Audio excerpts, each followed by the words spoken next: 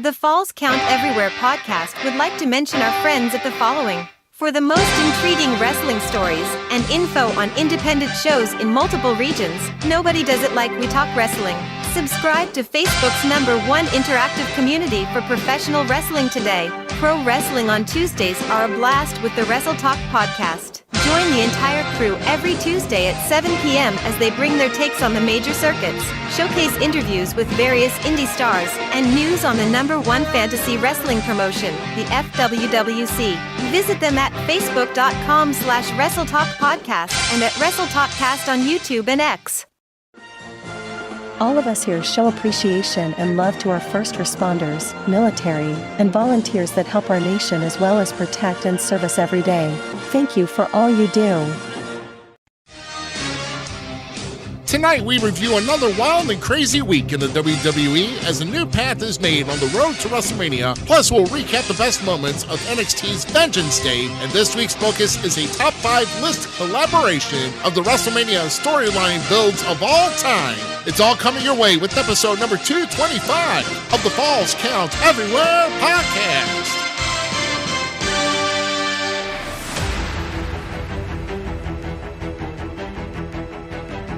Welcome to the Falls Count Everywhere podcast. The show starts in 10, 9, 8, 7, 6, 5, 4, 3, 2, 1. Go!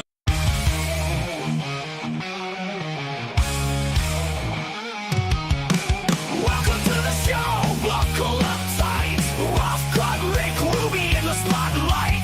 Shell City Mouse Smith breaking it down. Best wrestlers podcast in this town. Blood and sweat in every word. Echoes of the ring, haven't you heard? Wrestling tales, raw and true. Podcast alive, bringing it to you. Mr. G2 bringing the style. Austin Cage making the fans go wild. Cutting deep into the heart of the fight. Best wrestlers podcast, fun and bright. Blood and sweat in every word. Echoes of the ring, haven't you heard? Wrestling tales, raw and true. Podcast alive, bringing it to you.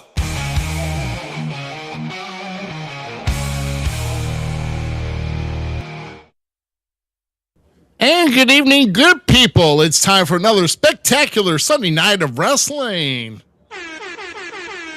And we don't have the party lights this week, but it's always a party in here any Sunday night that we're on the air, and we welcome everybody here. Tonight, of course, is episode number 225 of the Falls Count Everywhere podcast, and we welcome everybody here to, of course, comment and participate as well. Of course, Freddie Jack Funhauser is already in here saying good evening. And, of course, we also got the one and only Venom and Smoke podcast with the nefarious one approving the podcast. Thank you, sir. And, of course, always good to see those guys here watching here with us tonight. Of course, I am Rough Cut Rick Ruby. And, of course, to the right of me here this week is the Dirty Heel Austin Cage. And, of course, GQ is down at the bottom. Everybody send their get well wishes and good vibes to the Gem Cena Mouse Zmiz as he is under the weather today. Did not feel very good, so he is actually taking a rest from behind the camera and saving his voice. So hopefully we'll have him here back next week. But either way, here, good to see everybody here that comes that will chime in. And I'll tell you what, guys, I was kind of thrown off, and I didn't realize this, guys, until like yesterday because something felt off. I'm like, wait a minute. It's like it's the second Saturday of March, and I checked my calendar, and sure enough, I almost forgot it was daylight savings time this weekend. Yeah, it threw me off too. So I think they kind of threw GQ off of his travels because having to switch time zones, and who knows where he's traveling and everything else. But hopefully, well, GQ, how are you feeling, man? From this past week that you've had. Well, apparently there was like some minor tremors and all that in California. That's why I was having the internet issues and everything. So I'm back in Texas right now. So the problem is transporting all this stuff each trip. I mean, so that's just the biggest pain in the backside. And apparently Arby's curly fries are the cure to anything feeling bad. Wow. Ain't nobody want that. I mean, it's probably a good munchy snack. So, if you happen to get those, maybe you might want to maybe have a few Arby's curly fries. To me, I'm a potato cake guy, but that's just me when it comes to Arby's. So, Dirty Heel, Austin Cage. What's going on, brother? How's your week been? How are you feeling? Terrific. Another work week. Yeah, I'm kind of gonna lie. The daylight savings threw off me pretty damn bad. I'm not gonna lie. I was sitting there looking at my clock on my car as I was driving. I'm like, I don't know. Wait. Like, You live in Indiana, right? I thought they Yeah. didn't do that there. It's honestly like depends on where you're at in Indiana. Like if we're below, like say, where Terre Haute is, then everything down from that the time changes, and then like up in Indianapolis, yeah, so it changes. Oh, well, yeah, I've been in Indianapolis a lot, so. I Yeah. was gonna say, well, I think it got that confused with some people in Indiana can't read. So I mean, Well, I mean, if you go just a little bit south of us, they can barely do anything. But and for you idiots that didn't catch on to that, I'm talking about Kentucky. But hell, nothing new. I mean, I've been at the softball fields all day. My wife was playing, so I was out there talking to some friends, drinking beer, and then I came home like right in the last 30 minutes to get ready for the show. So nothing. All right. Nice. Well, all right. Well, I'll tell you. Well, Jimmy Harris on here. Good to see you here tonight, here, sir. Once again, guys, if you got Don't any forget to questions, get your tickets for the Hall of Fame in July. is it July? The Independent St. Louis Wrestling Hall of Fame. I for some reason I'm blanking. I know that I got stuff going on a lot this summer. That's why I'm making sure. He can probably correct me on that, and then I'll pick myself in a minute. So Yeah, I'm pretty sure it is. Pretty sure it is. So, yeah. So speaking of events that's happening, big events around the area, of course, the Independent St. Louis Wrestling Hall of Fame is one of them, of course. But then we also want to make sure that you do not forget that 2 months from today is where it all starts. It is the SICW Fan Fest 4. And that's Friday, May 8th, where the Mick Foley one-man show will be taking place. mhm. Who knows that? I mean, I got a chance to see at least the roast of Mick Foley down at the CAC this past August, and that was hilarious. I don't know if it's going to be something that extreme, but Mick Foley has his own course. He has his own humor, of course. He's done several comedy clubs, not country clubs, across the states. So for sure that you don't want to miss that. And of course, Saturday is the big day for everybody there. With the legends and everybody coming in, all the guests coming in. Of course, we will be there Saturday, May 9th, with a scheduled simulcast or the live broadcast from FanFest 4 on that Saturday, May 9th. And you never know who's going to be visiting our table, who we get a chance to talk to. And the past 3 years have been pretty tremendous. And FanFest 4 will definitely not disappoint when it comes to that. So with that in mind, make sure that you visit sicw.org to get your tickets. And of course, all your information for that will be on that website as well, as far as like pricing, tickets, everything else for that. So,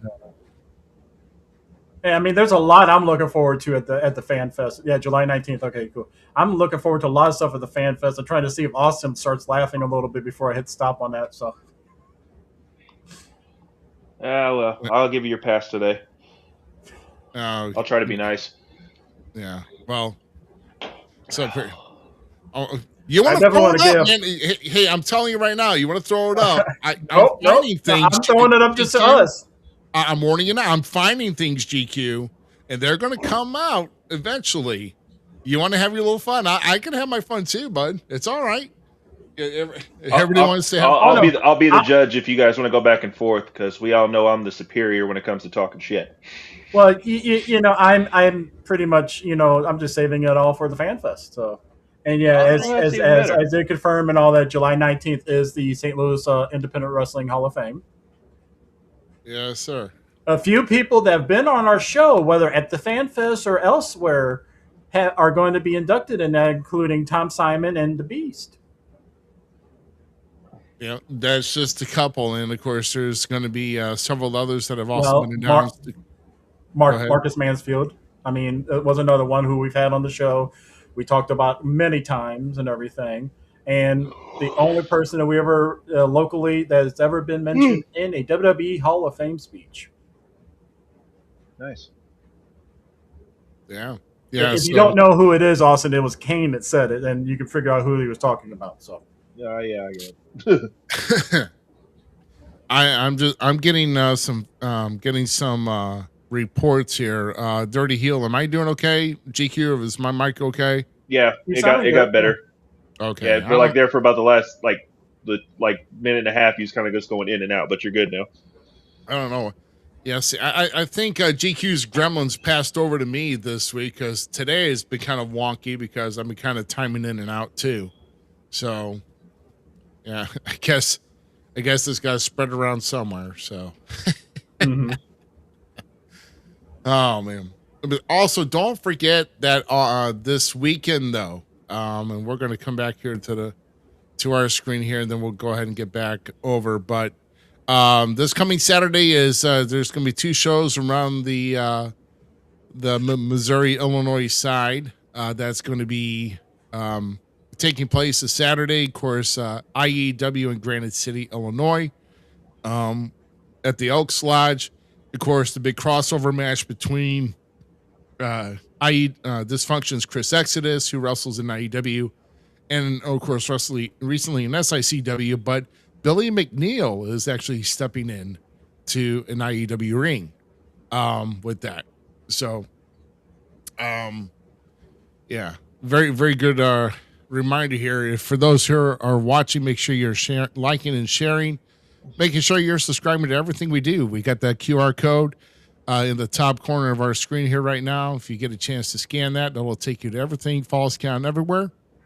But Saturday, March 14th, that's in IEW Granite City. And of course, this coming Saturday for American Championship Wrestling, in DeSoto, Missouri, is where we're at. And if you can see behind me, right where I'm pointing, that's the ACW Tag Team Championship. Well, I'll be bringing to DeSoto as me and Big Bubba Walsh will be defending our titles. We've actually got open contracts out right now, so who knows? So, yeah. So anyway, at least the Miz getting a chance to chime in here with some comments here. Z, make sure you're getting some good rest, brother, and I hope we see you next week. And hopefully we get he'll be at Illinois Elite Wrestling this coming Saturday as well. So, yeah, I mean, like a lot of eyes in the Midwest from Missouri and Illinois right now. We've got a lot of big things happening in those two states. So, absolutely. All right, so let's go ahead here. We're going to go ahead and move back over here. There's actually has been a crazy week, guys.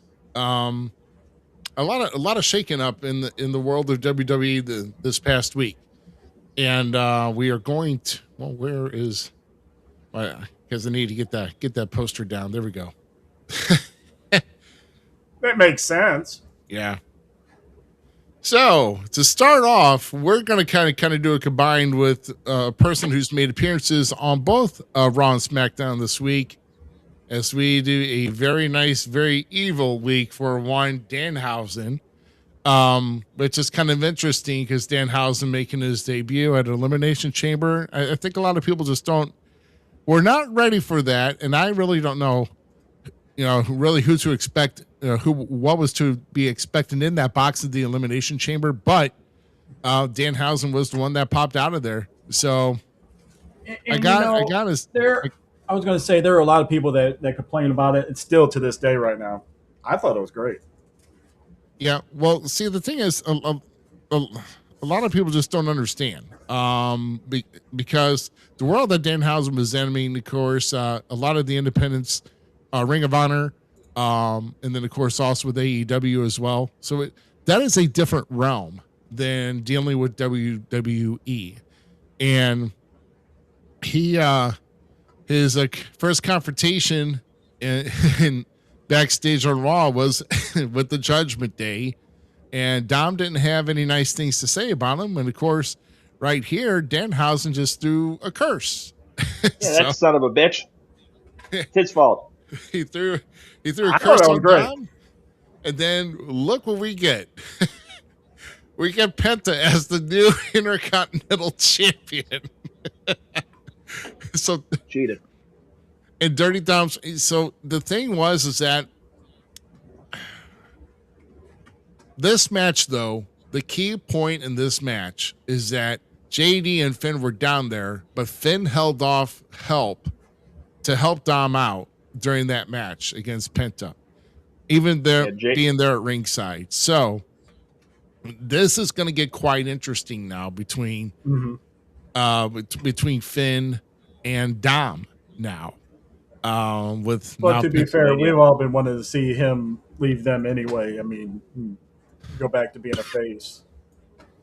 Yeah, and we've had several teases in the past, just in recent months, of Judgment Day getting split, or who's going to go on their own, or maybe develop their own group and what have not. I mean, there was some shaky ground for a good while for Judgment Day, but now, I think Finn is now a lot of feeling here because if you notice, Finn went back to his old music. I think eventually we are going to get the Demon back. What do you guys think about maybe Finn facing Dom at WrestleMania this year? You think that's in the works? That's literally what I was thinking. Because I see it. Because Dom might get another title shot before Mania, but they're not going to let Penta lose it that quick. And then probably Finn, or he'll just turn on Finn, and that'll be your build up to WrestleMania. And then honestly, that could be probably the return of what's Finn called, not the monster, but the demon.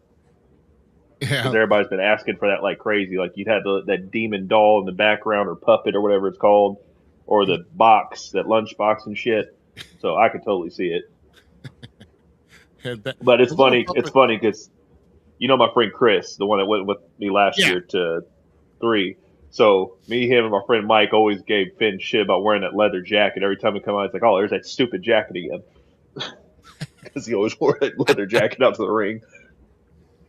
It looked like a modernized version of the T-Birds coming out with the collar popping. Like, yeah, basically. Yeah, Grease 3 and all that. But what do you think, GQ? I don't know. I think definitely the change up is what's needed. I lost you guys for some reason. I don't know. I'm trying to get so much stuff done. I think the change up was needed. I don't think definitely take it off of Penta yet, by no means. No. And I think push the curse more. I mean, let Dom have to beg or whatever, but then all of a sudden it's a tag match. Dom and whatever his name is. I'm doing it because that's what he called him though too. Whatever his name, versus Finn and no. Let me rephrase that. Demon and Danhausen. Man, tell me that wouldn't be good. And like we were saying though, with every, I'm still gonna go back on the Danhausen a little bit. Everybody set themselves up to be disappointed way too much. Yeah, I didn't get a chance to talk this last week. People were wanting Jericho or this and that and all that. If they would have just waited and instead of speculating and let it happen, I think it would have been a better pop for him in the long run. But it's not like the WWE audience don't like him because his shirt last week was a #1 seller. Yeah, I think that's a lot. I think really with Danhausen though, I think that's really one of the main things is to help with from merch pushing, obviously, and of course getting some good royalties on that. But just getting that flavor, and even on SmackDown, someone already had painted up like their faces like Danhausen already. So not even there in a week. I mean, he's already getting the effect on that. And some people, even with Venom and Smoke, it's like he's not their cup of tea. Not mad about it either. And jumping over to SmackDown real quick, here's another one. That was good. and you notice he like made Miz think and all that. Maybe Miz would mentor Danhausen. Maybe we have a Mizhausen, just like we had a Jerichohausen on the Jericho Cruise. I mean, there's a lot of possibilities for this. I mean, yeah, Mizhausen, make this happen. That's the thing. Miz could work with anybody, and it's gold. Oh yeah, I think it's funny. If you saw this whole segment, the way that he was walking, following Aldous, and the way he was holding his paper and his grin on his face. And didn't he have a jar full of teeth? If you notice on his outfit, it has teeth. That's been a thing of his for a while. No, it was on Raw because he gave the Michael Cole the jar of teeth. That's what it was. Yeah, it was at yeah. And it wasn't on Raw. It was at the pay-per-view actually, but pay-per-view. Okay, yeah. Yeah, it cracks me up because he has that lisp, but it's like wet, like he just dipped it in water or some shit. Oh yeah, he gave it to Pierce. He's like, "Why is this wet?" And he's like, "Yeah, I accidentally dropped it in the toilet." Yeah. I'm about dying laughing at that. That was pretty good. Here's another question though. Getting back to with Dom, he lost the IC title. They've got to have a segment, I think, because this Saturday is El Reyes down at AAA. And if you guys don't know, Dom is set to defend the Mega Championship against Vikingo again with Omos in his corner. If Dom loses, not only he loses the title, but he cannot wrestle down in AAA anymore. So are they not using Dom to build up?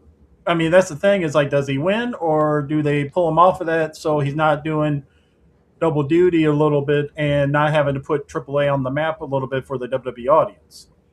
Well, I mean, the only taste of WWE right now that AAA has is with Lola Vice out of NXT with her and Mr. Iguana as the mixed tag titles, mixed tag champs. So, they cheated. They cheated. I like this already. Mizhausen better than MFTs. That's great. And that's the thing. I mean, we know, you and I know a well-known promoter, retired wrestler, how bad he ripped into the whole scenario with him debuting and everything. There's room for comedy and everything. And he may not look at it first, but he has a great in-ring skill. He's being given a chance because, well, okay, yes, maybe nepotism played into this a tiny bit with Punk. Maybe not. We don't know. Maybe they were looking at it and somebody to team up with R-Truth for some really great comedy skits. And, you know, the fact that I want to see R-Truth call him Sting, maybe, or something, or Stung. Come on, come on, that would be gold. That's the thing. That would be great. And it's like, I mean, for every Doink, for every R-Truth, for every Ninja Presley, you know, there's always room for more of that type of gimmick and personality. Yeah. I mean, so I say give a chance first. I mean, yeah, he definitely doesn't have a build, but let's look at a lot of people that on the roster at times that don't have that either. So. Yeah. Well, I mean, I ain't gonna lie. I mean, like, you know how Ruby a couple weeks ago when he debuted, I was like, fuck. But I mean, these last couple of segments, I have laughed. Yeah. So, well, I mean, we'll see what happens. I think the whole humor or comedy element, they needed a fresh one in there. I mean, having our truth around for just about anything is good, but you get a fresh face in there to even interact with R-Truth or even interact with some of these other guys that get under their skin, like Miz here. That, I mean, which was good, by the way. I mean, This is something that's actually well needed when it comes to this. A lot of people don't. And the only thing I'm going to say is do your homework on Danhausen, because he's been around and he actually can work a good match if put with the right people. Okay, and don't put him with spot. Don't put him with spot monkeys. That's all I'm going to say. But I think it's going to be a long while though before we see Danhausen in a ring. Of course, watch me now. I'm going to be proven wrong, but he'll probably be inside the ring within the month. I think they'll probably work him on the outside of the ring first, like he causes a distraction in a match or something, and then whoever he gets distract or whoever he does distract, that would be like his first match or something, like say Miz or something. I would say if Dom doesn't watch his P's and Q's this tomorrow night on Raw, he may even have a surprise visitor down at AAA on Saturday. So to even have it would be interesting on that. I mean, it would be interesting to see where he starts cutting his teeth and all this, since it looks like he's already going to be bypassing NXT. So yeah. So I mean, yeah. If he was going to be in NXT, he would have just shown up in NXT. They would have not brought him straight to the chamber on a WWE PLE. So that's definitely saying something, because very few do that. Miz and Danhausen versus Truth and Damian Priest. That would be interesting. All right, so what else do we have? We've got, well, like I said, we've got quite a bit, guys. Make sure you're let's get, if you got any comments, anything else regarding here, just definitely let us know. So we're moving on. We're gonna go back to Raw. This was interesting. Paul Heyman getting the Seth Rollins treatment that he gave the Shield, basically gave it to Paul Heyman when the hooded guys are still floating around, and they were trying to see if it was Seth Rollins. There was like about 2 or 3 others that came before Rollins snuck in the ring behind Heyman, hit him with the chair. That's why he's down. And then when he started getting up here, then he gets curb stomped. So now like that is building for that big time on that, I think. But the thing is, I'm trying to wonder what are they going with the build here, because we all know that Big Bronson Reed, he's out. Braun Breaker's still recovering from a hernia surgery. I don't know how long he's going to be out for still. Whether he may come back this week or maybe next week, I'm not sure. But this has been, I'm just trying to see where they're going with this. I mean, are they going to try to get Heyman off TV for a while for doing this? Because we all know that even with getting to the back and all that, Jimmy Uso attacked Logan Paul and Austin Theory while they're at the ambulance, and look who was driving the ambulance. Yeah. Get them the treatment they need. So, like I said, my question on this though is, I'm loving that. I really am. But are they trying to do what they had to do on putting him down the back burner and trying to fix it, or are they just trying to push him and stop using him again? You talking about I Paul? don't know. I mean, no, talk about LA Knight. Oh, you know what? I really don't get a sense where they're trying to steer him into. It almost sounds like they need to fit him in a spot, because he seems to flop a lot of places. Mm-hmm. I mean, they don't have him like in a freaking direct path toward like any match, toward any superstar, toward any title, nothing. But like right now, this helps out because Division attacked LA Knight, and now LA Knight's making him pay by driving the ambulance off into the sunset with Heyman in the back, and we didn't see him again. So, yeah, Heyman's probably going to be written off for at least next week, I would say. Or if they try to, and if he does come back next week, he's going to be like a wheelchair or some shit. Wheelchair, and the cotton up the nose and everything. I mean, wheelchair, neck brace. Yeah, neck brace. There you go. Right, because he got the curb stomp. But I honestly don't see where LA Knight's going. Because I mean, yeah, he said he wanted to get revenge on all of them, but the two biggest stars are out. So I mean, what are you gonna do? Put him against Logan Paul again? He's already faced him. Yeah, right at now. SummerSlam was it? I think when he won the IC title. Yeah, I think it was. I mean, I like Austin Theory, but I don't see him being a match at Mania. Yeah, I don't see it either. No. So the thing is that there's only SICW. Yeah, SICW All Star Wrestling. Yep, there you go. I wonder which one that is, because I know that's not Herb. He watches on his own. I don't know. I mean, it's SICW, so it could be everybody, a representative of all SICW. We welcome everybody in here. And Dean, how you doing? And Dean, of course, chiming in as well. So the Vision only has Logan Paul and Austin Theory right now. The Backstreet Boys.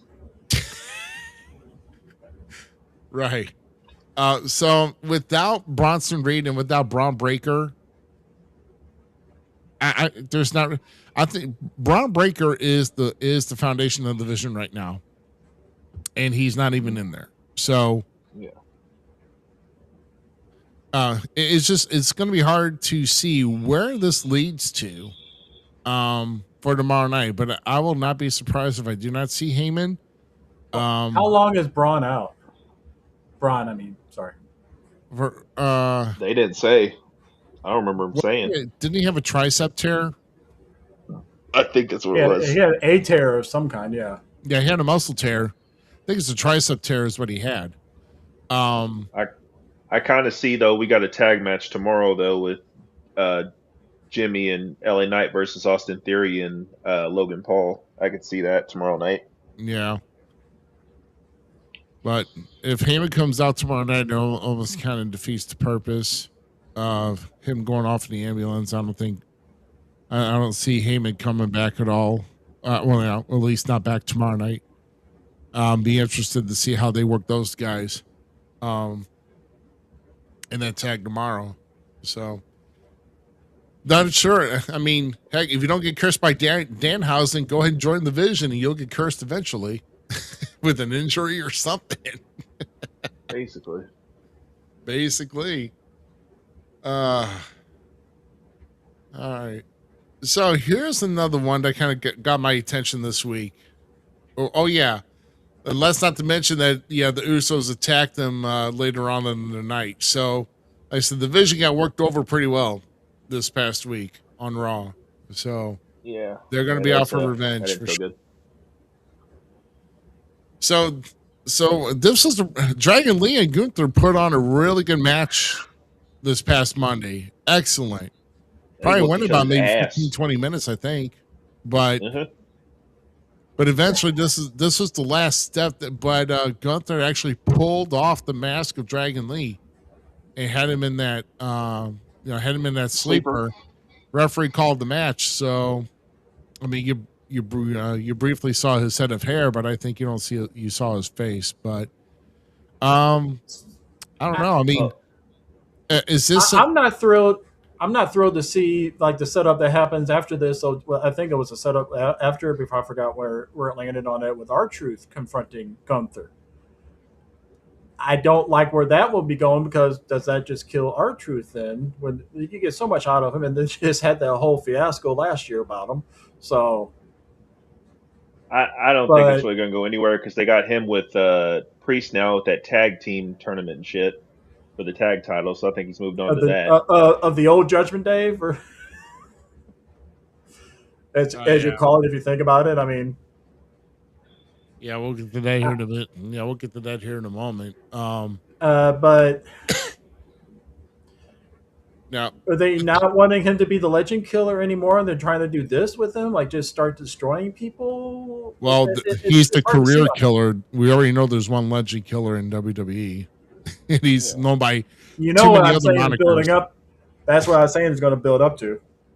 Yeah. So, but I mean, is this another is this another layer to Gunther as far as to make him like one of the most like Hated most man. gut wrenching heels that people just don't want to like, because he's already ended careers of 3 people. You know, he's finished all 3 people in their careers. Now he's going to start unmasking luchadors. I mean, I'm asking people. I mean, what's next? All of the Americanos. I mean, I mean, where do you go from there? Or even what, Ray Phoenix? Who knows? I don't know. I mean, this could also be something here that maybe Penta. I mean, if the IC title focuses off the Judgment Day and Dom, because they got their own thing going, maybe Gunther may be going back for the IC title. I mean, he held it for 666 days. He's got the longest reign in history. Why not try to see what he can do to start another one? So Yeah, that I could mean, be because another one. I really don't see him like, there's any legend he can face right now that's like not going to be retiring anytime soon. Yeah. So, I mean, that would make sense for maybe WrestleMania or something, because he can't go obviously for the world title at WrestleMania, so they want to see him in a title match probably. Yeah. Yeah. Well, like I said, we still got 6 weeks out from WrestleMania, just under 6 weeks. There's still a lot to be had, and like I said, we still got to tackle what's on SmackDown. So, so we're going to jump to the end of Raw real quick here, and we've got it, and the pipe bomb strikes again with CM Punk. Woo! I'll tell you what, what he said, because I mean Roman came out firing on all cylinders too, but Punk is having to step up his game again. I mean, it's almost like 2011, 2012 Punk with what he said. You know, because first off, I find it funny that he said, "Well, you just made the list." I'm like, "Oh, and he took a line from Jericho." He said he just made the list. That But ending what comment, these though. two banter back and forth, basically, Roman calling them a PAB, and now Punk says, well, now you're on the list because now I'm going to bury you, and when I do, I'm going to bury you next to your father. That was whew. Well, okay. So Punk's been known to do that, and I was the only one that understood when they had Punk interrupting Paul Bearer's remembrance, setting up that match with Taker. Oh yeah, And you and I both know I knew Percy behind it, personally and everything. And first of all, I knew 100% he would love to have been involved in the game, even in that aspect, one way or the other. oh yeah, Like that. It got the heat going because his kids signed off on Paul's kids signed off on it though too for that to happen. So they weren't offended and all that, but it made it personal. It made it seem like we got to see what the hell is going to happen here. It's different to see Punk doing that as the good guy, but I don't know. I mean, it's getting heat, and you don't get that kind of heat no more because, good Lord, Scary Movie 7 is coming out, and already the people nowadays are offended and calling for it to be canceled already. Not getting what it's supposed to do, make fun of shit. This is what it's supposed to do. It's supposed to garner heat. That's what it's going to do. So get your panties out of a bunch. The only people that have the right to, complain about like this angle or anything like that is Roman and Punk. That's it. You sit back, watch. Yeah, you sit back, watch the ride. That's it. You act like that's what pisses me off about people. It ain't even gotta be about this, but like they act like it's a shot towards them, like it's really offending them. I'm like, shut the up, please. It's a damn show. All right. Sissy Let me asses. just say, let me just say that if there were truly problems between these two, nothing like this would have been said. So, but now we're getting that whole personal feel now because it's like, it's like, oh, wow, I can't believe he said that. Well, he did. Because you notice, like, it's all words. No fists have been thrown yet. Nope. No, and So, I mean, let's see how long before it takes. I mean, this is the second week of build-up with those two face-to-face, and not one fist has been thrown yet. So let's see how long that takes. yeah. Now, I just gotta say once again, Punk's coming through again with his promos of old, and I hope they keep getting better because that's basically what's making them right now are these promos. So Yeah. I mean, mean, again, like, that's it was what like, he was known. That's what he was known for. Known to come back with those pipe bombs and everything. We call them pipe bombs now. They used to be called just shoots. I mean, come on now. I mean, yeah, you can't discuss this on an airplane because you can't say that word. you can't say either one really on the airplane at all. Shoot or pipe bomb. I mean, Well, and now Meta's gonna try to target us now just because we said both of those. Okay, there you go. but you seen how like how all those weeks it was like Roman wasn't even out there when he was facing Cody. It was like Punk and Cody and Paul Heyman. They were just doing great promos every week, and then like the fourth week, Roman finally shows up. So they can keep talking all they want. I love it. Yeah, that's gonna be great. So you mentioned the whole tag between Logan Paul and Austin Theory versus Jimmy Uso and LA Knight.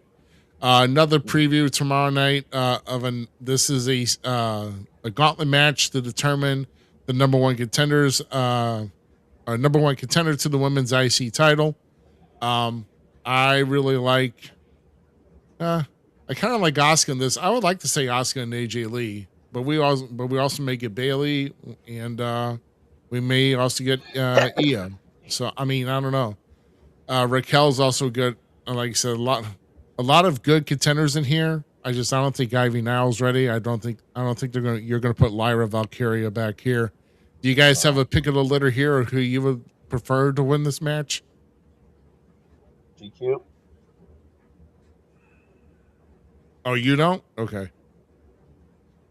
I think Raquel, because she's been doing good work and they've been keep putting her off. And I mean, honestly, AJ needs a good heel, and Raquel's been doing great work as a heel. Does she need a good heel or just a good match? I think she needs a good heat. Yeah. Honestly, maybe a little bit of both because she's good. I Raquel's almost good at doing both. I almost want to say Bailey. Yeah, Bailey would probably be a good one. Like I said, I wouldn't mind Asuka either. Remember, AJ Lee's got the title, so to get Asuka to get another championship underneath Asuka's resume would be nice. Of course, I'm a big Asuka favorite, so I wouldn't mind seeing that at all. Of course, having Raquel win too would be like the female David and Goliath when it comes to AJ Lee and Raquel, because AJ's. I don't think AJ's not even 5 foot tall, right? Kind of got that Zelina Vega vibe going on. Not too tall. Here's another one though that's gonna be tomorrow night. I'm looking forward to as well. Obafemi versus Rusev. Those guys. Big mother versus big mother. Let these guys go, man. Let them go. There we go. AJ Lee versus Asuka all day. I'm good. Yeah, but Obafemi versus Rusev, man. I want to see how far they push this guy to the roof here with Oba. Are you talking about Oba? Almost a major superstar. He's Nigerian. No, I want to see how far. I want to see how far they keep pushing him to the roof, or past it. Well, see, I just hope they let this be an actual match. They don't let Rusev job, because every other guy that he's filming his face has been a job damn near. So this needs to be an actual match. Let's be realistic here. These are two big heavyweights that are going in there. high into at least 280, 290 each guy. You'd be lucky if you see about 10 minutes. So we'll see what we can get. It's TV Yeah, but I time. mean, You may well, I get know about that, but I'm saying like if Rusev, hits him, he actually, is affected by the hit, not no, hits hit in the face and he looks back up like, oh, that's funny. Yeah. I get you. All right. So now we're going to jump into with some SmackDown here. We're going to jump right into the US Open Challenge, which this was a fantastic match too, with the surprise of the AAA Latin American champion Dr. Wagner Jr. facing Carmelo Hayes, and those two put on a good showcase, and of course Carmelo coming out the victor. But I mean that Latin American Championship, that's the best looking title in AAA in my opinion. So No, yeah, 100%. yeah, that's the best looking title that they have. So, but no, great match, great showcase for them. I'm glad that they're kind of expanding this open challenge a bit. Of course, so Dragunov off this week, and of course they had him off doing a promo as well. So just kind of I don't know who are they going to have Carmelo face after this, but it's pretty much anything's a given for this open challenge. But obviously, the United States Championship is the most defended championship in all of WWE right now because he's defending every week. So, there's another one here. So we get the celebration of the Irresistible Forces, which I'm still not a fan of this name at all. But we, I think whoever is in creative got too lazy and couldn't come up with anything that they thought that sounded good, and so they just took made Nia Jax's moniker a plural form. So yeah, they really need to have a rock thrown at their head for that name. There you go. Thank you, Elise. I think we're all in agreement here. The dumb tag team name. Yep. Exactly. But they get interrupted by Charlotte and Alexa, and then of course followed by Kiana and Julia, which those four ladies fought to determine, I guess, who's going to be next in line for the women's tag titles, and Charlotte and Alexa pulled out the victory over Julia and Kiana James. I mean, very Kiana good. James supposedly got hurt in that match. Who did? Kiana James, something with her ankle. Oh, geez. Oh, yeah. There we go. See, this would have been better. The beat down baddies. I would have liked that. So, I mean, BDB. There you go. It's easy. Team BDB. Let's see. I like that a little bit. That works. Yeah, that works for me. I mean, we're coming up with WWE. We're coming up with names for you. I mean, you're sitting here thinking too hard, man.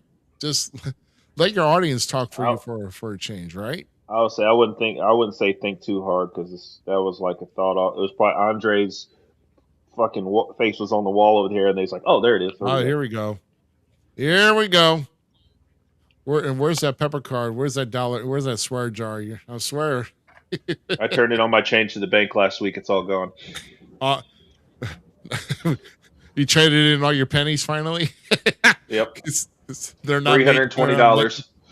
They're not meeting them no more. So. Yep, it's all over.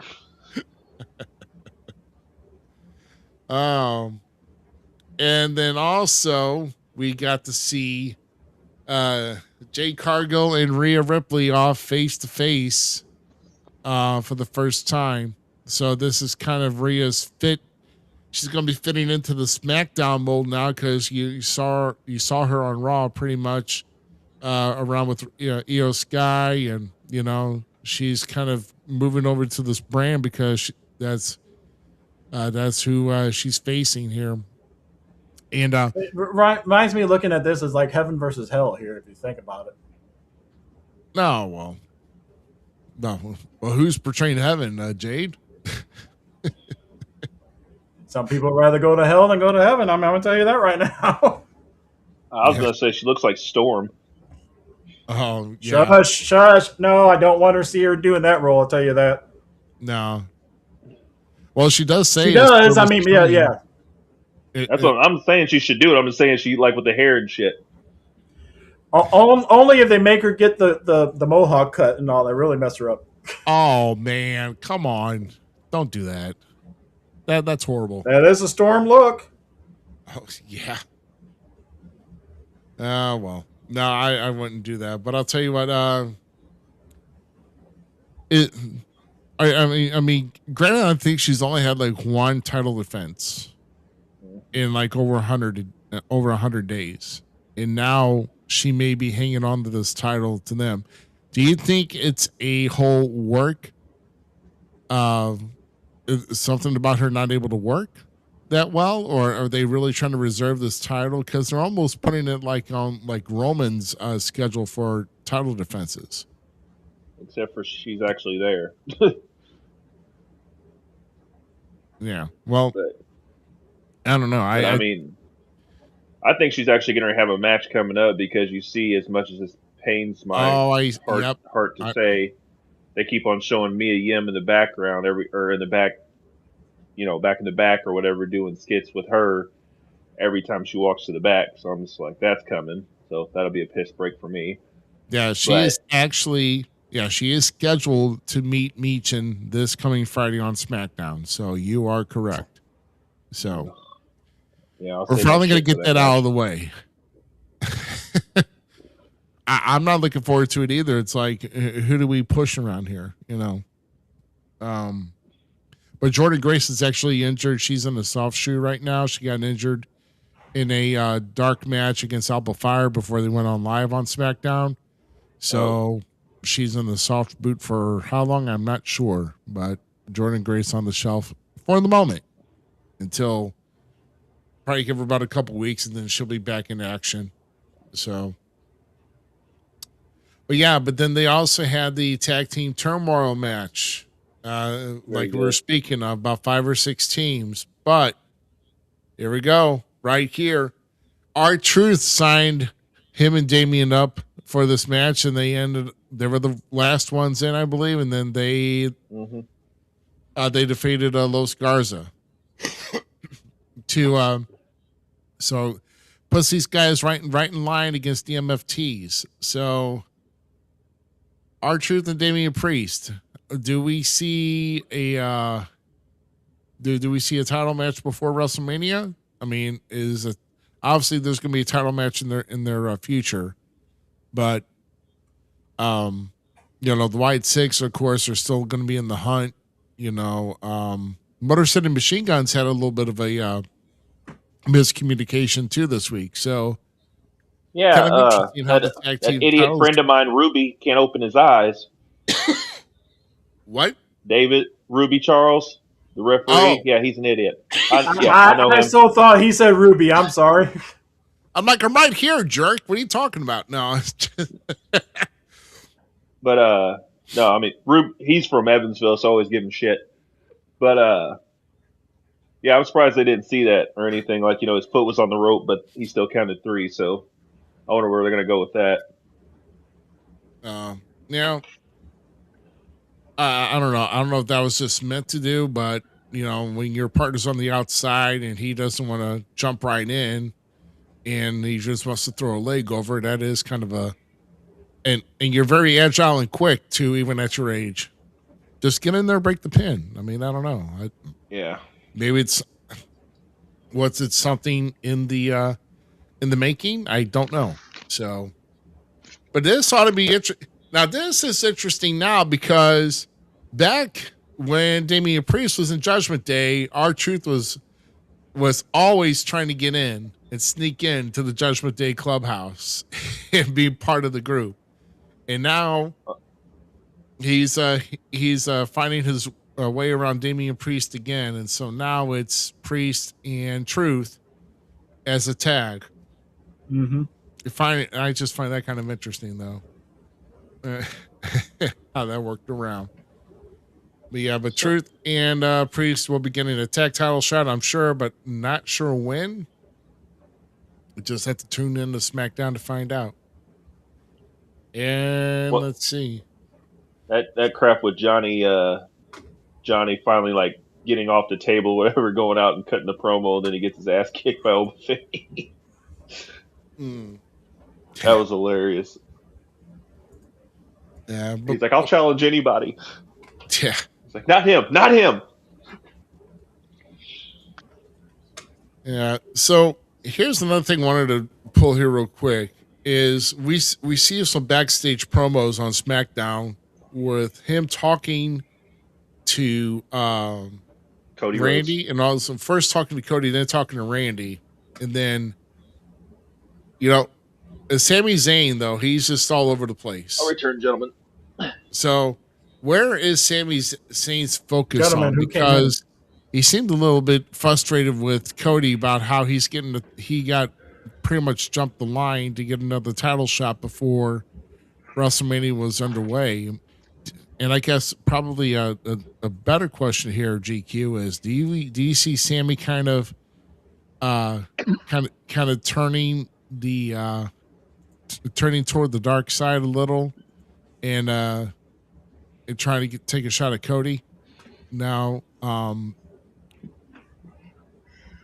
or do we see Sammy kind of taking another course? Because I'm just kind of wondering here, why Sammy's just getting so frustrated because Randy did give him, like, hey, you know what? I did have to pull the trigger. There are times I had to pull the trigger, or else I wouldn't have been a 14-time world champion. So Sammy hasn't gotten a world title yet. So I guess the question is, who do you think he would pull the trigger on? Do you think he pulled the trigger on Randy now that he's pretty much in the spotlight for WrestleMania?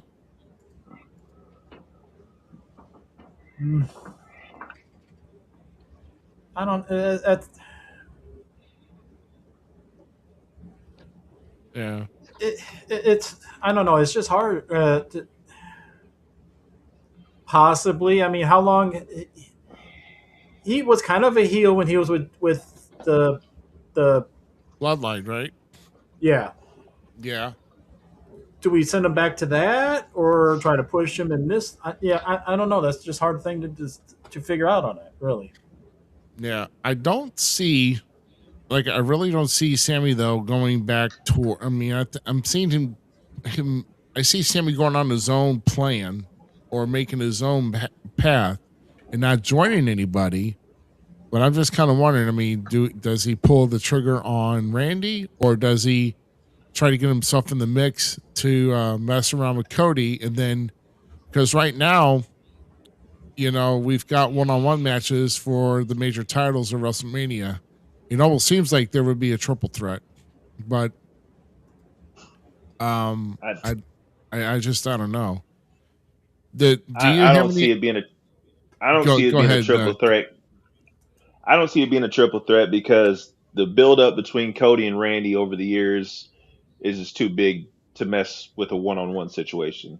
I mean, I know people like Sammy and shit, but he ain't on that level of what just those two alone could be. I think maybe, we got 6 weeks, and most of Sammy's backstage crying has been towards Cody. So, I mean, there might be a match in between or something, but they ain't messing with that match with WrestleMania. Sammy ain't on that level. I'm sorry. Yeah. Yeah. El Generico, I don't know, is pretty much, I think he would be that's an element for AAA, but for here, I don't see it happening though. And the thing you got to think about is that's also a missed opportunity on some gimmick sales there too that WWE can do. Yeah, that's also, yeah, that is true. But how do you squeeze that in? But for what I would say though is, I think Randy and Cody still need to stay one-on-one because obviously these guys have at least a 16-year history 16, 17 year history going all the way back to Legacy. Yeah. You know, I'm not kicking anybody down while they're down. I'm just saying, I don't see El Generico in the mix with all of this. I mean, unless if it's the only way I would see it though, if there's like a personality disorder playing in effect here.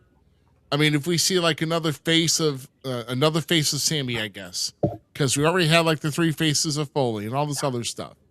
I mean, if they're going that route, then that's probably where I would say with El Generico, and that's the way they're going with this. So, but yeah, I'm like I said, I'm not trying to kick you down, brother.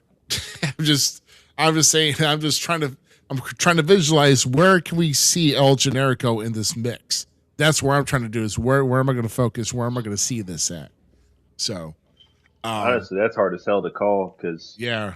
Like I said, they're not messing with that match. Like I said, your best chance you get with Sammy being in a match or something for the title is in between that and Mania, like on a SmackDown or some shit. Yeah. But at the end of the night, after major reluctance here, so we see Drew McIntyre here. Here's your boy.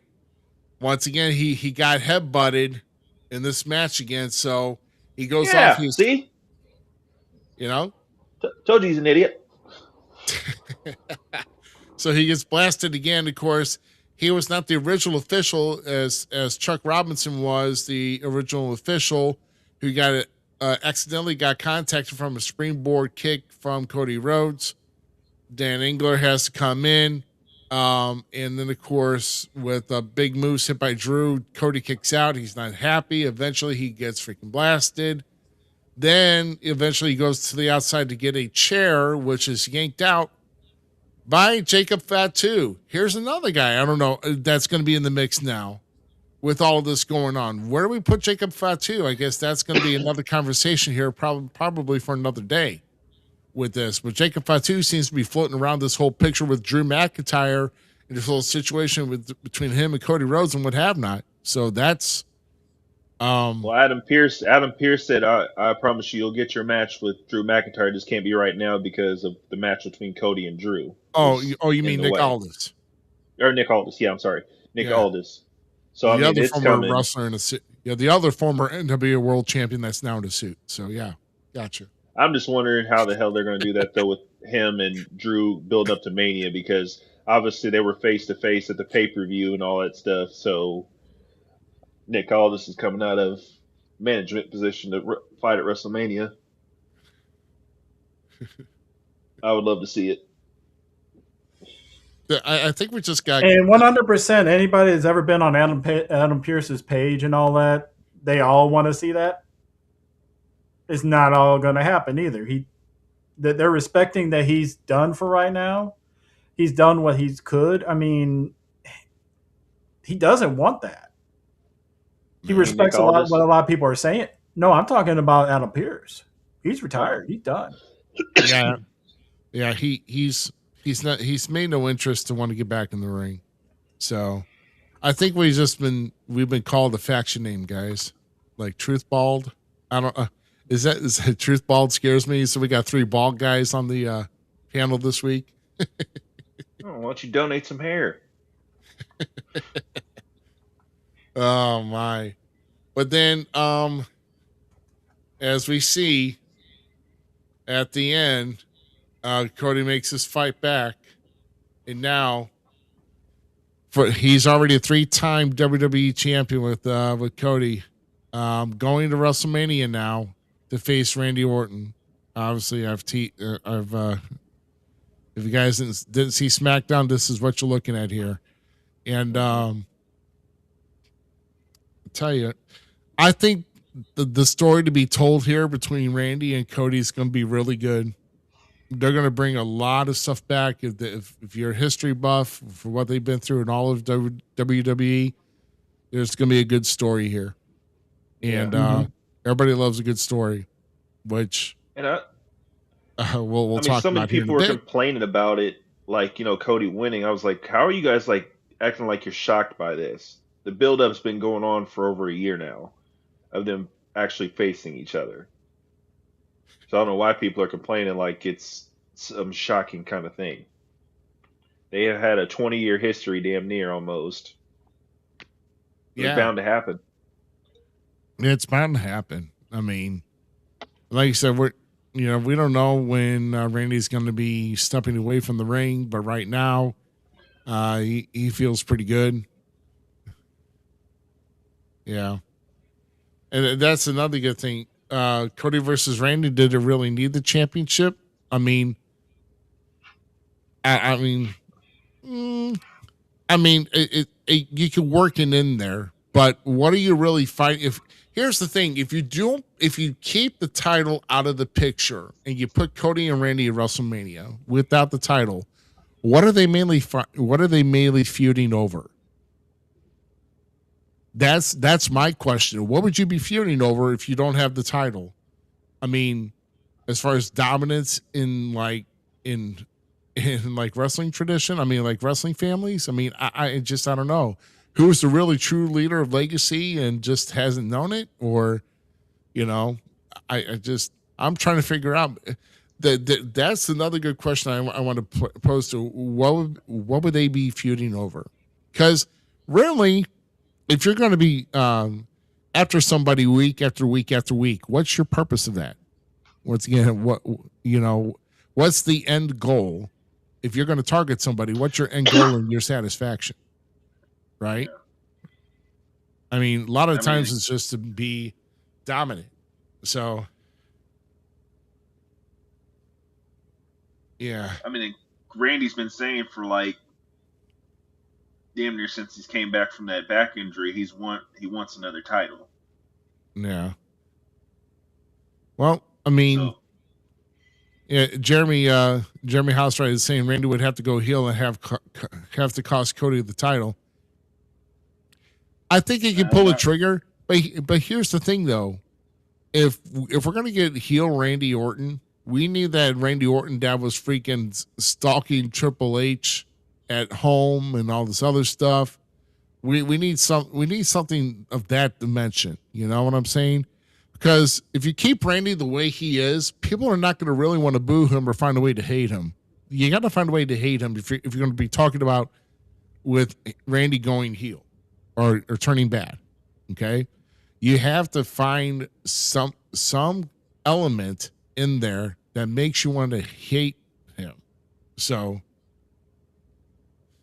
yeah, less than 6 weeks. I'm interested too to see how this whole panel, the title pans out.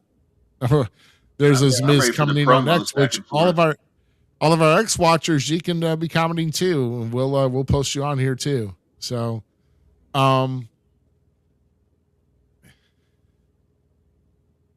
yeah. And here's another thing. I mean, is he being a forced heel? I mean, can't buy him as a legit face. I mean, I don't know. I think Randy's mannerisms and the way he presents himself doesn't make him a bad guy. I don't see him as Randy as a bad guy right now. Well, how about you guys? I mean, I see like more of the next Austin, like the not bad, not good, just badass. If that makes sense. Or I guess our definition would be tweener, but I mean, if we're going that, a lot of people hate that term. That's why I didn't want. Yeah, I know. Almost sounds like tweezers, but well, I mean, there was talks last year about are we going to see a Cody heel turn? I mean, if at any point Cody's going to turn heel, this would be a good time because of how over Randy is. Yeah. I mean, I don't know. I really don't see Randy as that because I don't know if it's maybe I see too much what he does on social media, but even if you put him in front of the camera, I mean, yeah, you got a little bit of a hint that he can do something if he's forced to. I mean, obviously he did that in the chamber or else he wouldn't be into the spot where he's in right now. Yeah. Getting a shot at WrestleMania. So, and picking his spot, right? Because he gave Cody that he gave Cody that sense of that false sense of security that they were double teaming, and next thing you know, boom, hits him with an RKO, and down he goes. The last one eliminated in the chamber. So I'm just saying, he gets strike at any point. Right. And we've seen how Cody Rhodes can be a dominant heel too over in, whenever he was working ROH, whether he was working AEW. Cody can get really nasty as a heel. I mean, I don't know as much as what he wants to do as nasty, as far as what he wants to say and all that. But I mean, he can be creative though. But right now he's pushing he's pushing the weekly vodka. He's doing a lot of sponsorship. Right now he's QB1. I mean, I know he's starving. He would love to do it, of course, but you got to get somebody with the power of Cody Rhodes right now, as far as how they can market WWE, how they can move WWE across all media platforms, merch, whatever. You have to find somebody to replace him in order to do something like that, because you do something like that without that plan, you're probably gonna, depending on what he does, he might take a downward spiral for that.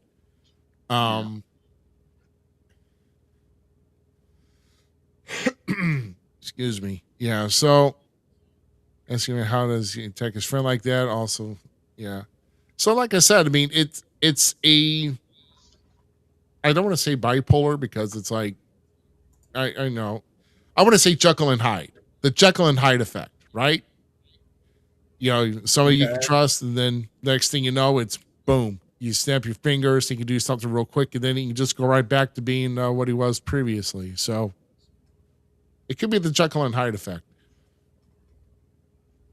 Yeah, and I agree. There's no one ready to take the ball from Cody yet for all the weight that he carries, because they don't call him QB1 for nothing, because this is their marketable guy right now. This is their, this is their golden child right here.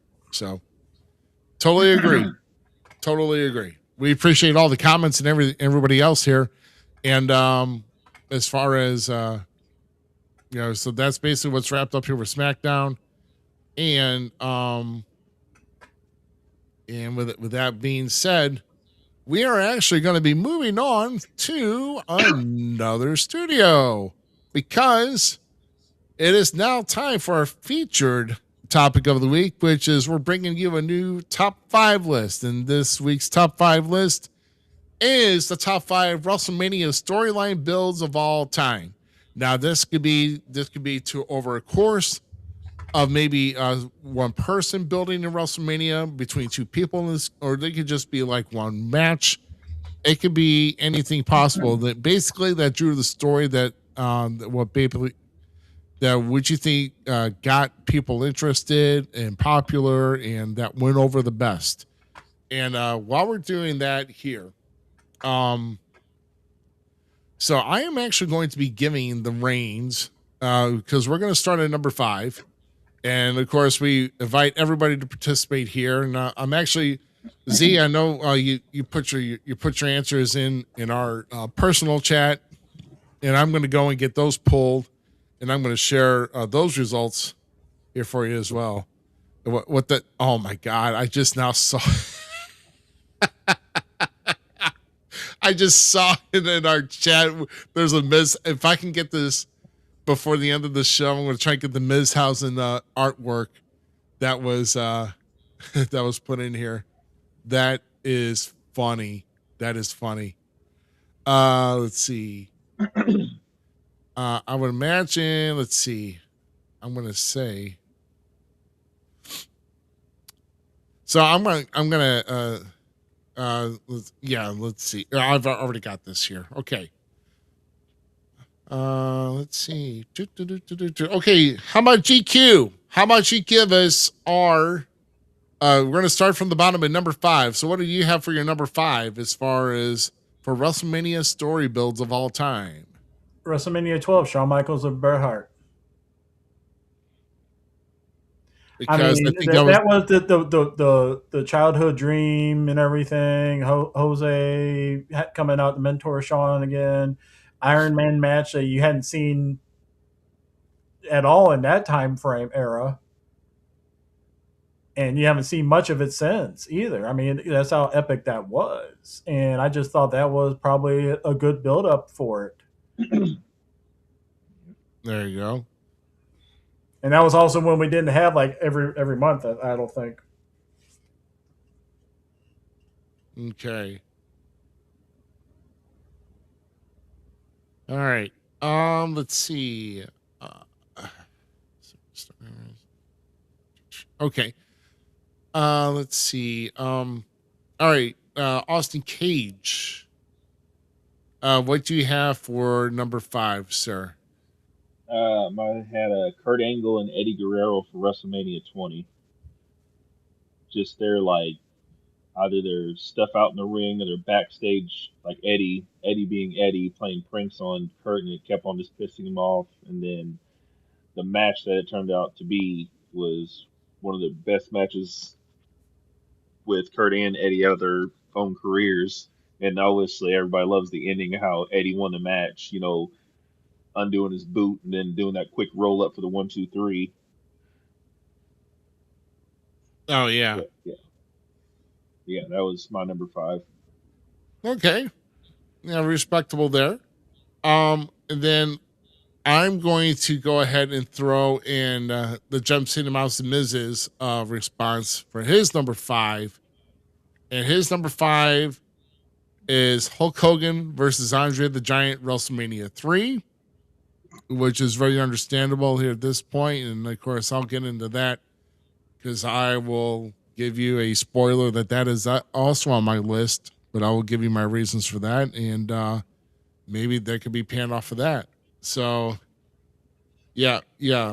So that was mainly because Zmiz told me, I remember he just chatted to me that it was basically Andre's last big match that he had at a chance at the championship, at least for a main event of WrestleMania. But as we all know, he snuck in another rematch for February 1998 when he was associated with Ted DiBiase. And technically, he did win the title. But once you give it away to somebody, you're actually surrendering the title and it's declared vacant. So, but yeah, that was the first major. So that was the first major square up in WrestleMania history between Hulk Hogan and Andre the Giant. My number 5, to me, and what I've done here is I've just basically put the whole story all together. So it's Daniel O'Brien's Yes movement against the Authority, as far as him getting a shot at the WWE under World Heavyweight Championship at the time.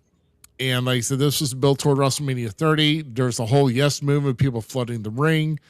And as far as, defying the Authority and overcoming all odds to do what it was asked of him. And of course, then he actually had to face Triple H that night too, the first match of WrestleMania 30, to come back at a very tough match. And then had to come back and face Randy Orton, the defending champion, and also Batista in the mix in the triple threat. And he eventually got the win and one of the biggest celebrations. And of course, that was the first pay-per-view that was featured on a then debuting WWE network, which we all deeply miss. I know I miss it. Yes. Because I do too, and I didn't even pay for mine. So yeah. Yeah, all month subscriber right here. So, all right, number 4. I'm actually going to throw the reins to Austin Cage for our number 4 all-time story build. Another WrestleMania 20, Taker and Kane. How that basically started at the Royal Rumble. Undertaker's music hit, and Kane's like, no, he's dead. Blah blah blah. And that just went on for weeks, and then he finally debuts at WrestleMania with Paul Bearer coming back. Yeah, that was a good one too. Yeah, because Survivor Series 2003, I think, saw the end of him with I think it was either the ambulance match or getting buried alive or what have not. No, that ambulance match was Kane and Shane McMahon. Sorry, but but it was Undertaker versus the Dudleys, and they buried Paul Bear in cement, even though it was a cluster. Oh, that was the Bash in 04. Was that? Yeah, it was. That was Paul Bear's last. That was. But no, Undertaker got written off at Survivor Series 2003, and then eventually came back. And came back as the Dead Man. So that was a great build to bringing back the Undertaker, because he thought he was dead because he was, Kane buried him alive. So yeah.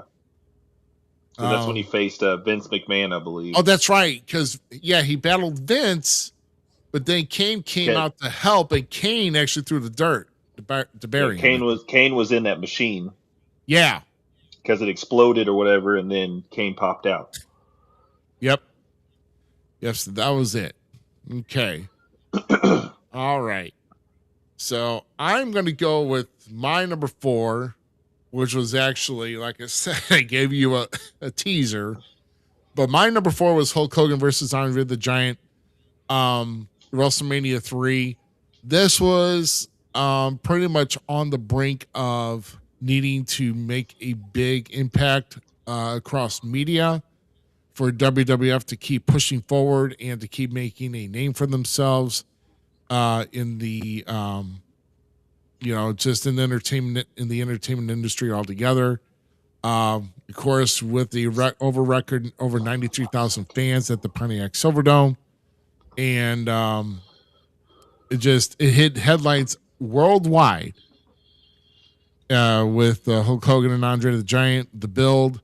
Hulk Hogan didn't really want to give him the match, but Andre pushed his buttons, and they drew media very well for that, and did very well. And it's always good when you get the media attention outside of the business, or the people that report the business, basically. Yeah, like I said, and of course they tried to do that with Mr. T and Hulk Hogan. Against Roddy Piper and Paul Orndorff and all that. They were trying to do that with the Rock and Wrestling to get across the whole major popular mainstream entertainment industries and all that too. That's getting that first one off the ground in WrestleMania 1, but then WrestleMania 3 really pushed them over that threshold, putting down their chips on that again. So now Zmiz's number 4 is the once in a lifetime matchup at WrestleMania 28 between John Cena and The Rock, because that took a year to build, even though he was gone a lot. To be fair, it took longer than that because Cena kept calling him out and trying to get him to come back and everything. Right. And John Cena and The Rock actually teamed up with Survivor Series 2011 to face Awesome Truth, and of course they won. But then they were starting the feud over more toward WrestleMania 28. So it did build up over an entire year for that. And let's see. So GQ, you've not yet done your number 4. So my number 4 is, you kind of mentioned it a little bit, WrestleMania 1, Hogan and T versus Piper and Orndorff. Okay. That was the build. It got the outside media attention. Some of it good, some of it bad. If you remember the talk show host incident and all that with Hogan and T. Oh, yeah. Hold that. It was a super hold that. It's not fake. It's real, guys. Just so you know. And just passed out. It went on to go in, I think it was an SVU or 911 or something like that, TV show. But that was just the thing that started the Rock and Wrestling Connection, where how we now have music on every wrestling show you go to for entrances and everything like that. I mean, there was just so much buildup on it. Yeah. And then, like I said, the Rock and Wrestling Connection built up over time too, between with MTV at the time and just trying to get that all started. McMahon that's the first big thing that McMahon threw all his chips down. And so yeah. All right, so I think we're at number 3 now with our, and I'm gonna go for Zmiz here. Zmiz is number 3 is the WrestleMania X7 main event, which was The Rock and Stone Cold, with 2 stars, with their peak, with the whole, with Limp Bizkit saying "My Way." So, so it's their rivalry that rekindled, and I said Austin coming back from injury from the year before after being injured, and then just having to face off because at the time they both were very liked, but then of course Austin wanted to make sure that he was coming away with the title, and he aligned himself up with Mr. McMahon to take down The Rock. So, and then that's when we got heel Stone Cold for a good while, going into the alliance that summer with the Invasion angle with WCW, ECW, and of course I can go on and on. But number 3, The Rock versus Stone Cold. Austin Cage, what do you got for number 3? WrestleMania 40, Cody and Roman. Because about the first 2 or 3 weeks, Roman didn't even come out. It was Paul Heyman and Cody, this promo battles, just back and forth. And it was dead serious ones. It wasn't like joking or anything. It was dead serious, which was great. And then Roman makes his return, and the build-up was just good from there on out also. Okay. All right. Yeah. So just WrestleMania 40 with Cody and Roman. And like I said, they Cody had the team with Seth to face The Rock and Roman on night 1 as well. Mm-hmm. So yep, that too. And they were beat down pretty bad. So yeah. GQ, what do you got for number 3? I believe I'm probably the biggest one that out of everything that WrestleManias have done, probably one of the few that passed the torch to the current era and revitalized a career, I thought, and that was WrestleMania X8, Hogan versus The Rock, Icon versus Icon. Okay, yeah. Mm-hmm. Okay. Because I mean, you had Hogan already running rampant all over WWE with the NWO when they brought them back into WWE and everything. And then they turned on him after this match because the crowd just basically went. Yeah. He passed the torch. They had that and everything, but you heard The Rock, who was the good guy, Hogan, that was the bad guy, but you had them booing The Rock and cheering Hogan. Yep. I mean, and I thought that was probably the great build-up and great payoff afterwards. Yeah. I will say right now, my number 1 has the longest and greatest build-up, the worst payoff. Just saying. You'll know why when I say it. So I think I have an idea where you're going with that. Yep. I mean, that was probably one of the biggest pops, though, with that one, like when Rock actually challenged Hogan, like when he said, how about you headline one more WrestleMania with The Rock? And that crowd just exploded for like a good minute. Yeah. And then the build-up to it, too, with the NWO trying to get The Rock, in the car and, just, property damage and trying to name him basically. Semi into their ambulance. Yeah, pretty much. But yeah, no, it was great because it was Hogan's return to WrestleMania at that point in like 9 years. And to have a showcase match like that where that, I don't care. WrestleMania X8, that was the match of the night. That's what people, I mean, it was the, you had, the triple threat women's, and of course you had Triple H and Chris Jericho, but Hogan and The Rock will never be, would never top that. And as far as with the turns and all that, what happened afterwards as well, that was pretty good. Now, my number 3, and I won't go into this as well because I have a feeling I'm going to be talking about this again. But my number 3 is the the legend that is of the Undertaker's undefeated streak. Having built up over year and over year and over year, how everybody wanted to break it. I think this is pretty much the only time I think all of us have almost all the same stuff on our list, almost, you know?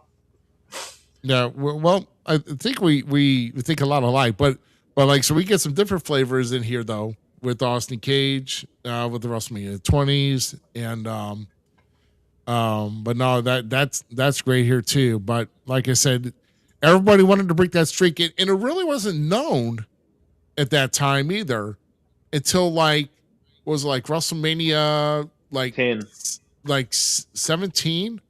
And then like Yeah, like, 18 is when he defeated Flair, and then he was throwing up 10-0, 10-0. Who's going to beat me next? You know, so JR pointed that out, I think. Yeah. So JR pointed out, I was like, yeah, you know, you're undefeated at WrestleMania. Oh, you know, what can we do with this? So yeah, that was my number 3 for that. And I'm going, because I have a feeling, like I said, we're going to be bringing this up again. We'll talk about it here in just a bit. Number 2. Austin Cage, what do you have? WrestleMania 25, Shawn Michaels and The Undertaker, basically Heaven versus Hell. Yeah, I give that. Especially, I loved Shawn's entrance during that one too. If I remember, that was the all white Undertaker look, basically. Yeah. Which, if you think about it, is what Mordecai should have been, but he messed that up. Anyway. But no, of those 2 WrestleMania matches they had, definitely the first one was the one that outshined. Yeah, definitely. Once again, another show stealer right there. Yeah, that was the best match on the card. I don't care what nobody says. Yeah, but then again, you're talking about Shawn Michaels, you know, the show stealer, the headliner of the main event, Mr. WrestleMania. That's what you're looking at. Yep. So yeah, very good on the number 2 there. Number 2 for Zmiz, and that is, let's see. Oh, his number 2 was The Undertaker versus Shawn Michaels at WrestleMania 26. But, you know, won the streak versus career, and you know, following their acclaimed first encounter, because Triple H urged him to not do it.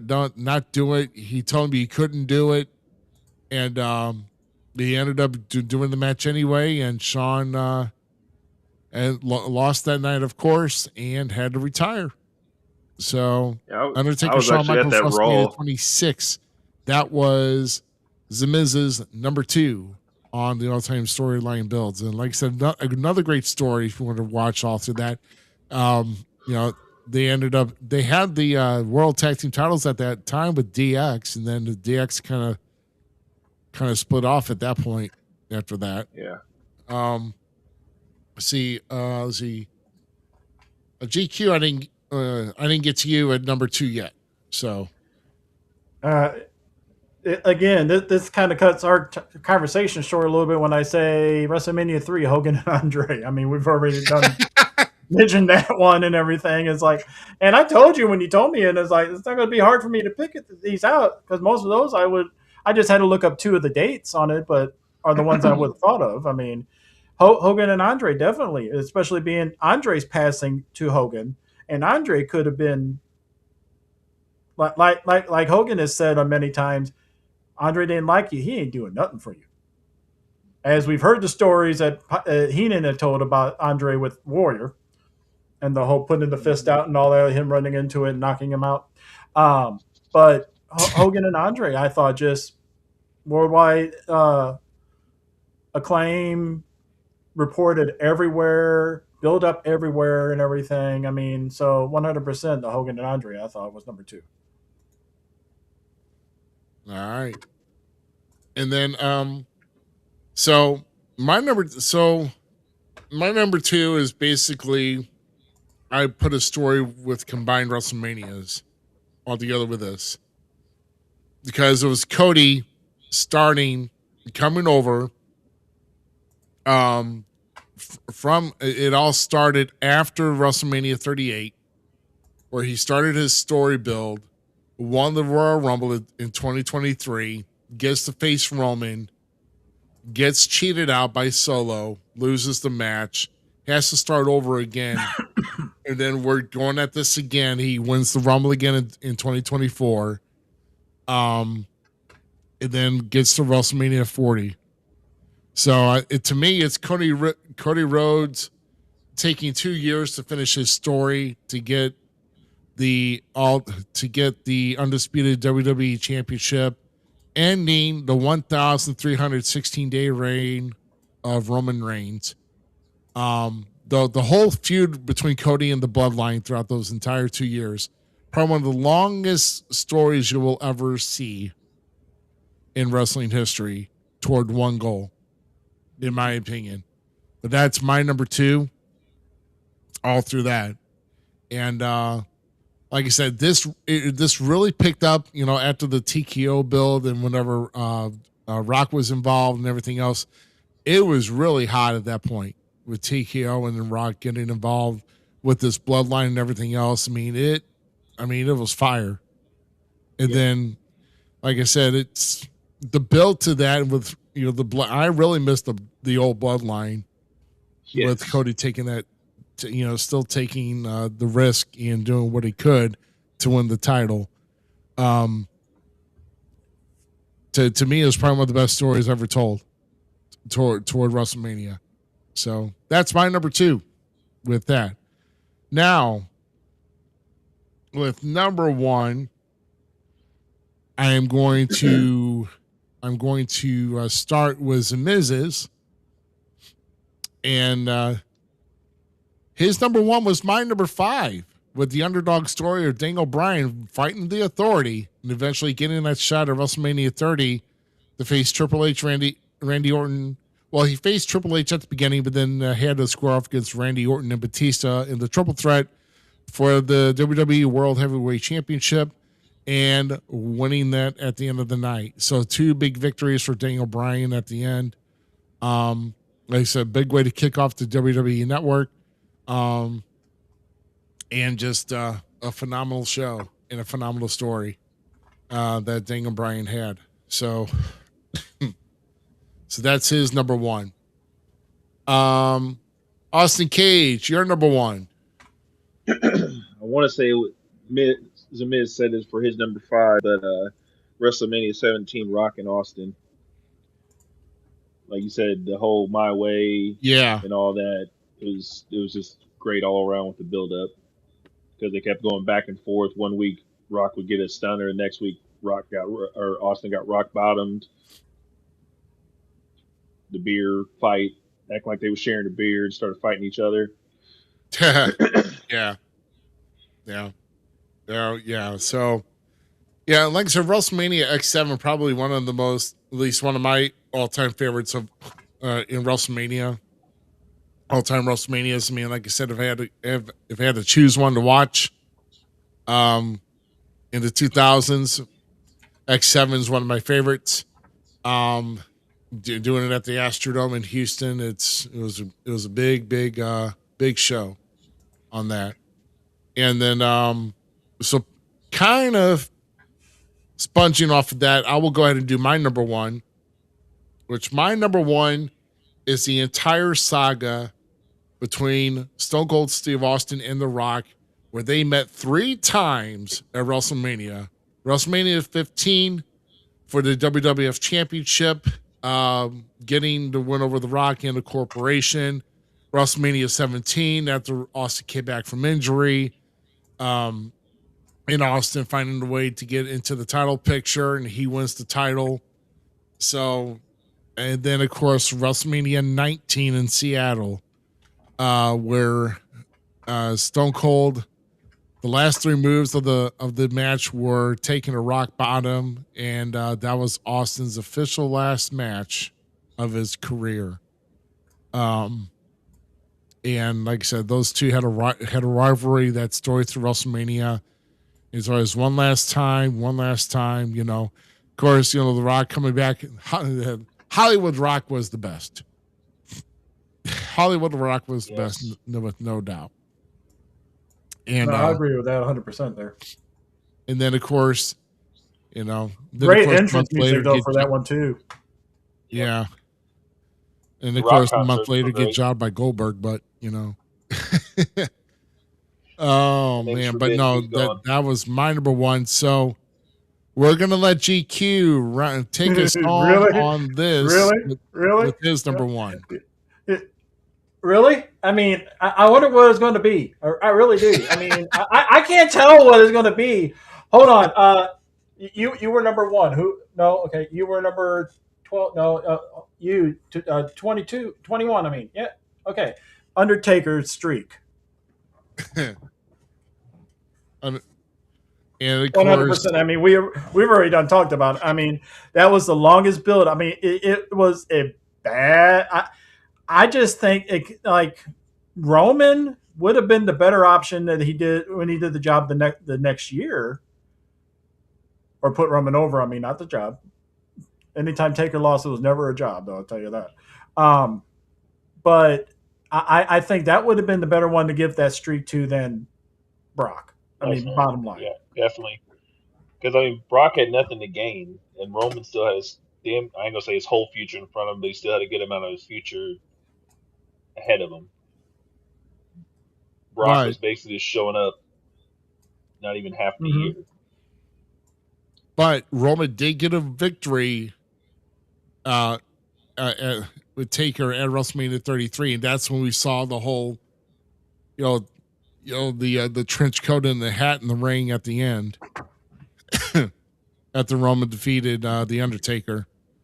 I mean, the only thing I liked about Brock and Undertaker's stuff was Undertaker's entrance, because he had a casket for every person he defeated, like at the top of the ring or the ramp or whatever.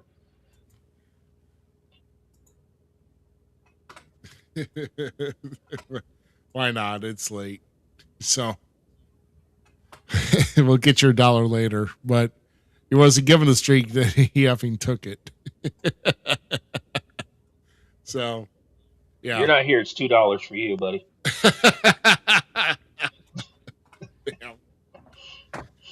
Yeah. I'll tell you what. I was one of the ones that did the Surrender Cobra too when I was watching it, and I was just shocked. I was like, "Did someone screw up? Did someone mess up? What the hell just happened?" And just there. Nothing's gonna top that one dude's face, though. Yeah.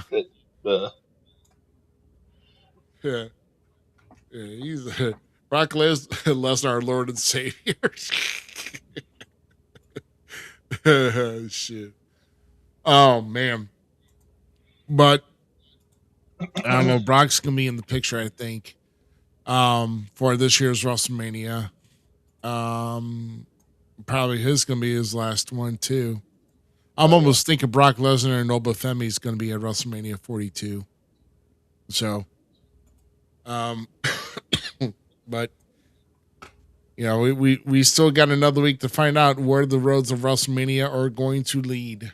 That's for sure. But man, and I'm gonna hopefully you guys enjoyed that list of our top 5 of the WrestleMania storyline builds. Give credit here to Austin Cage, who wanted to kind of target that. And definitely a good way, because it's like everybody gets excited about WrestleMania, but what are you most excited about? And, what's intrigued you the most, and what do you want to watch this year? So right now, I mean, if the promos keep going the way they are, I mean, CM Punk and Roman Reigns alone, that's fine. That's fine by me. I think if I read right there, they put them for night 1's main event. It's what it's usually been, is like the world heavyweight title has usually been in night 1. The night 2 is the undisputed WWE championship. Yeah. So, yeah. So, all right. So we got another bit of business to take care of, and that is leading toward last night was Vengeance Day. For see if that's in here. Oh, I don't know. Did I have it? Okay. I thought I had some artwork for Vengeance Day. Here it is, I think. There it is. Okay. So NXT Vengeance Day. So there was 5 big matches on for that. So we got Blake Monroe, the glamour grit, outlasting Miss Parker with coming with a bag full of plastic diamonds. That's almost about as bad as Legos, guys. That it seems to me you land on something like that, just like a hard piece of plastic, several hard pieces of plastic gathered together. That's gonna hurt. But taking a Hurricane Run off the top, and then the beauty shot DDT. I think it's the beauty shot DDT, but Blake Monroe pulling out the victory over that with Miss Parker. Cheated. And then this one was pretty good too. The parking lot brawl that led into this between waiting for Tony D'Angelo with him putting the decoy in his street gear, and then he sneaks up on him. That whole backlot brawl was crazy before they got in the building. But Tony D'Angelo silencing Deion Lennox, and of course the rest of Dark State didn't get a chance to make it to the ring. They were closed off from the building, and of course, I think Tony D'Angelo. It's kind of interesting to see where Tony D'Angelo goes from this point forward. Austin Cage. Sorry, I gotta agree with Z's last comment. I'm sorry. I agree. Yeah, I'll put it out there. Yeah, I agree. Yeah. I agree. But back to what. Sorry, that's my cup of tea as a thick woman. Yeah. Yes. Yeah, I'm sure she is a cup of tea. Especially around tax season. No, that's a fat woman. Not a thick woman. There's a fine line between thick and fat. Get it right. A thick woman doesn't have a triple patty on her side. Jeez, God. Okay. Yeah. We're being politically incorrect tonight. We're sorry. Not really. But you started it. Yeah, well, no. So that street fight between Blake Monroe and Jada Parker, and then we get this with Tony D'Angelo and Deion Lennox. What a great match this was. So definitely this match was on point, and I'll tell you what, I'm kind of looking to see where we're going to go from here with these upcoming weeks of NXT, because remember, Stand and Deliver is coming to St. Louis on April 4th. And apparently, the night before the SmackDown, of course, is going to be the Enterprise Center, but then they're going to have Stand and Deliver at the factory in about 20 minutes or so away, probably about 25 minutes away from where they're having SmackDown. So oh boy. And I'll tell you what, Joe couldn't be he can't be too funny if he's facing Tony D'Angelo. Tony D'Angelo, he is on one path of destruction right now. He has got a purpose. So that would be a good match to see for certain. But there you go. You want to go and make sure you're wearing the gear. You know what I mean, right? Wear the gear. Yeah. You gotta be ready at all times. Let it gear. And I gotta get you some business cards. Start handing them out to people. Let people Look know. out for this guy. So the next one here is the Women's North American Championship. As Tatum Paxley wins the Women's North American Championship, and she is now in the same company with Stephanie Vaquer as a woman in NXT to win the North American title and the Women's Championship to her credit.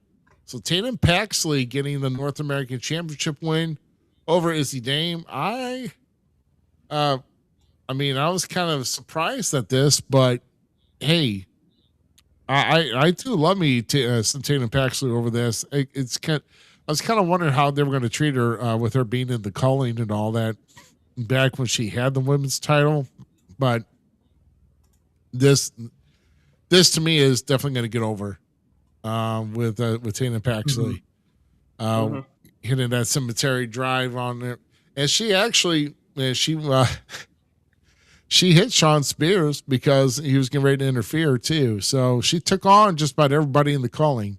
The calling doesn't seem to do well when they're trying to gang out on people. Yeah.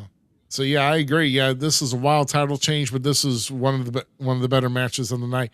It was it was really good. It was really, really good. So with our next one, this brings us to the NXT Underground match, which Lola Vice getting another victory in the Underground. So she's undefeated in the Underground. Spinning back fist to Kalani Jordan, knocking her out. And there you have it.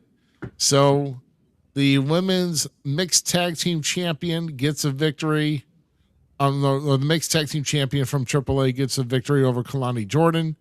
And very, very good match. In fact, her father was in attendance too at ringside. So let's see. See, I'm done with you. Yeah. So, hey, you know what? I'm sorry, man. Stacy Keebler for me, because 42-inch legs. I'm sorry, man. Stacy was my leg girl back when she was in the Attitude Era. So, but yeah, let's kind of get. What's funny is Ruby went from Stacy, the tall legs and all that, to the midget that he's married to. So, jeez. Yeah, so I agree. Let's see, next match. Let's get to the main event, which, by the way, had Ethan Page come out, kind of taking an interest in here, and Ricky Saints thought that he was going to help him out. He actually did not toss him the title. He tossed it in the way of Joe Hendry. Neither one of them used the belt, but Joe Hendry decided to do a swift back kick that happened to be between the legs of one Ricky Saints and get the standing ovation and get the pinfall on Ricky Saints. So Joe Hendry defeats Ricky Saints to retain the NXT championship. So pure motivation absolutely dominates. And Joe Hendry now here's one thing I'm kind of wondering here. Do we see a match between Ethan Page and Ricky Saints now for this, or we're going to see Ethan Page back in the title hunt, Austin Cage? I say if anything happens with Ego and Ricky, I think it's more just talking crap promo wise or something, or a backstage vignette. But I say Ego, since he lost the title, the North American title, he's going to go after the heavyweight title, and that'll probably be in St. Louis. Yeah. At that pay-per-view. Yeah. The stand and deliver. I'm just glad to see that during the match, Ricky started pulling off his little like dancing old school or whatever he does across the top rope, and Joe kicked the top rope and he took the freaking rack into the ring. So I'm glad that finally somebody knocked him off the perch for a change. So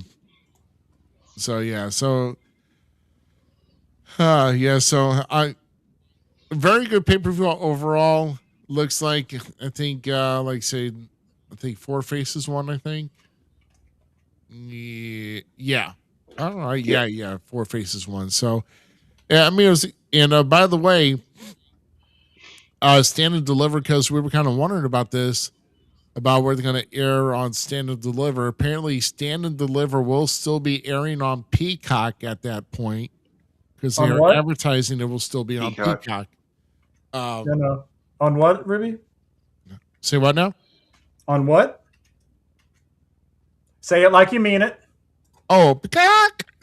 Okay. All right, Vince McMahon. No, that's a whole. Never mind. Yeah, we're You going to hate skip that one goats. totally. Yeah, You hate we're going to skip that one totally. you hate horses. You hate. Right. Yeah, and yeah. So right now he's trying to be help out Swipe Right with the Vanity Project and with Jackson Drake as the Evolve champion. So, Ethan Page is kind of just taking a step back to kind of reevaluate. So I think Ethan Page is going to be going after Joe Hendry, and we need to, yeah. Oh, jeez, I'm not putting that up there. No. I do not. See, thank you, Z. I'm glad somebody else caught on to it. That's what I was talking about. I love pigs. Oh, shoot. Yeah, I know. Well, all this is going to be pretty much a kind of from the week before or like the weekend before on, what's going to happen for these upcoming shows. Like I said, Raw's tomorrow night, NXT on the CW Tuesday night, and of course SmackDown on Friday night. Kind of because there's another interesting tidbit here. I mean, I know we may or may not have touched on it, but do we see Nick Aldis get in the ring against Drew McIntyre at WrestleMania? That's what I'm saying.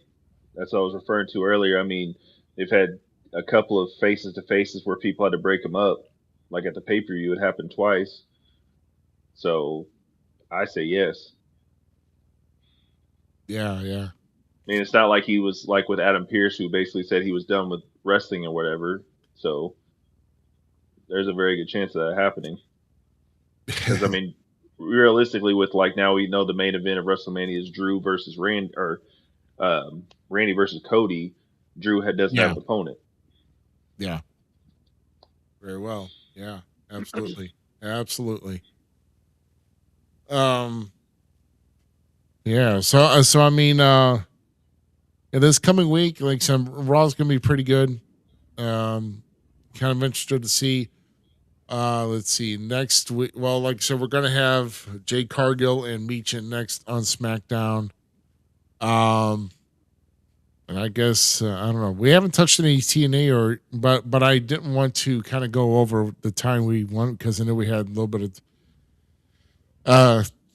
Some of us do have some early morning business to attend to, so we don't want to go too long, guys. And hopefully this is well enough here for you tonight. And of course, we do miss Zmiz on screen, but at least we got him in the comments here. Yes, Mick has so much more to give. Right. Well, now listen, Nick Aldis was wrestling a Telecon in September of 2022. And then, next 4 months later, he's freaking GM of SmackDown. We haven't really seen any action out of Nick Aldis since then. So, and Adam retired, I want to say, right before he signed to do the stuff, at least at the Performance Center for a while, before he got that gig with being the GM. Yeah. Which was something happened where people couldn't be there or something, and he had to be put into charge. I don't think it was was it the flight where everybody got stranded overseas? Could have been. I think so. Yeah, definitely could have been. Yeah, that sounds about right. Yeah. Now if we're going to talk about SmackDown GM, Robert Stone for SmackDown, I don't know. Don't you be disrespectful. Well, the thing is that he's doing good on NXT, but the thing is that there's some speculation that if he doesn't get the permanent GM job, they're also talking about one of the newer tenured trainers at the Performance Center to come back on camera, and that is one Shayna Baszler. Because we know we saw Shayna training with Kalani Jordan last Tuesday for the Underground match. So, yeah, I mean, if Nick becomes an active wrestler, that's cool. I mean, he does have a lot to offer still. I mean, you won't tell me, you won't catch me saying no. I mean, if he's got a lot more to give, then he's. Yeah, I would just say just kind of give this one WrestleMania match a try and then see where it goes from there. Because maybe start him off slow and then see where we go. But Nick Aldis as a wrestler in WWE, I'm all for it. So, man. So I think that's pretty much going to wrap up here. Yeah, of course, with him being Magnus and TNA, yeah, right. His Magnus days in TNA were pretty good too. So yeah, absolutely. So if he's in any shape with that, and like I said, and don't forget the guy held the NWA World's Heavyweight Championship for over 1,000 days. And of course, you know who broke that streak? Everybody's hated golden child Cody Rhodes. Only to freaking win it back. Yeah. Only to win it back, and then I think did he lose it to Trevor Murdoch? I believe. I think he did. I think that sounds right. Because when they brought NWA 73 back here, it was because Trevor Murdoch came out in that Harley race inspired gear, and I think Nick was wrestling that night, and I think Trevor won the title. Hold on, I'm looking it up now. Okay. Well, let me get out of the 1955 first. Hold on. Okay. Yeah. That's the year you were born? That's. Listen here, Dick. Right.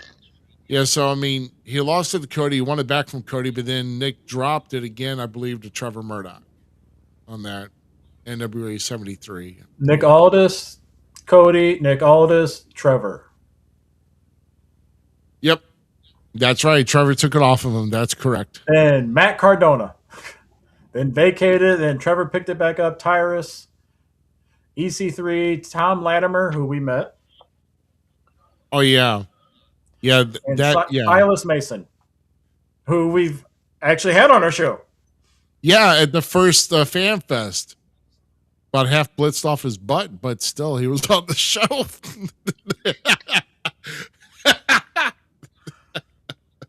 Maybe that's what we're doing wrong. You get blitzed off your ass, you get to become the NWO World Champion. Oh, bro. Yeah, no, my blitzing days are done for, man. I maybe one or two libations here and there, you know. Libations? Wow. Yeah, you know, the same that Cody and Jay had when they were doing the post-show interview when they won the tag titles. That was funny. I don't care what anybody says. That was funny. Yeah, so the champion is at the Thrillbilly. Silas Mason is the champ now. Z. He's the NWA World's Champion now. And in fact, I think he was set to defend the title this coming Saturday at World League Wrestling, I believe, because I believe World League Wrestling has a show in Troy. You know, and that's NWA World League Wrestling. So I think he might even be there. He might. I have to check. Because I'm going to check my sources real quick here too. Let's see. World League. Still haven't tried. World League Wrestling. Excuse me, folks. And apparently my well, yeah, so Heavy Lies to Crown is the WLW Super Show. They've got him. Oh, him and Camaro Jackson are squaring up for the NWA World's Heavyweight Championship this coming Saturday at the Harley Race Arena. So that is apparently signed. And we are getting that show. So and we give our condolences to Camaro Jackson.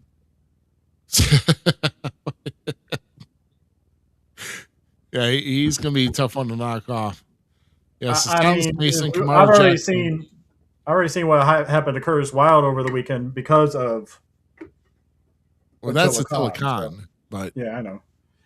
Well, and you've seen Attila Khan go up against Trevor, and Trevor held out. yeah. So Camaro Jackson's going to die.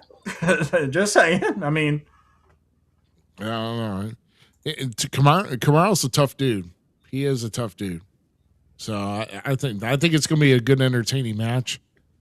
Will history be made at the Harley Race Arena? We don't know. There's always a possibility. So, yep. I say it's going to be a good match. So look at this. Zmiz is Good Brother Gaming says it's going to be a good match. So it's going to be a good match. So, all right. So I think we're actually at that official point. We're going to go ahead and try to get things wrapped up here. Anything big happening for you guys this coming week? Anything you're looking forward to? Getting a new tattoo tomorrow. Oh, there you go. There's something here. When's March Madness start? Is that this weekend or the last game was just yesterday, or the last of the games actually was today, so it should be starting, I would think, next week. Okay. Because I know that's, I don't know if everybody's got their brackets filled out yet to see we get, who we get for upsets and all that. So, yeah. It's always good to see if we can see some upsets. That's what I mainly watch like the first 2 days for the tournament to see if we can get a 16 seed upset. So, The hell with Duke. Right, the hell with Duke. Screw them. I know you're Tar Heels all the way, brother. So, yeah. There you go. Anything for you, GQ? Nope, not at Doing all. more traveling? Congratulations on not letting your internet falter this week. Good job, brother. Give yourself a gold star. I mean, it was a lot better in Texas. No snow in Texas, so you don't have to worry about the whole state shutting down. So, yeah, that's right. Or rolling blackouts, whatever the case may be. So, all right. Oh, I got my own solar panel, so we're good on that. Your head? Did you say you got your own solar panel? Panels. Oh, panels. Oh, okay. Yeah. I'll invest in that clean stuff. So, like the only clean stuff Austin needs to invest in is soap. Oh, from the guy who probably hurts dirt under his belly. I mean, are we going bad here? Are we just what are we doing here? We're waiting for you to say play the rolling credits so we can get the hell out of here. Well, I would, but just cut us off like you usually have done. Okay. Yeah. I was waiting to see a bunch of guys going off. I'll let him feel like he has a victory. We all know my record against his is undefeated. So. Oh my God. You got to get back to the community sometimes. Jeez. Well, I've actually got my next, so I just want to make sure I have my scene in place. So we are good. So we're good to go, guys. We thank you very much for joining us. We're going to say goodbye for GQ and the Dirty Heel Austin Cage Iron, and of course the camera absence Miz, but in the comments as well. Thank you, sir. I am Rough Cut Rick Ruby. Thank you very much for joining us. Next week will be episode number 226 of the Falls Count Everywhere podcast. We appreciate you tuning in. We'll see you next week, 9 p.m. Central. That's Central Daylight Time, not Standard Time. Remember, hope you make up for that lost hour of sleep, guys. Have a good night. Yes.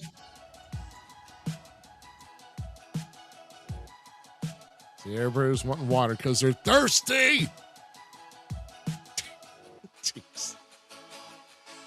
Oh, my goodness.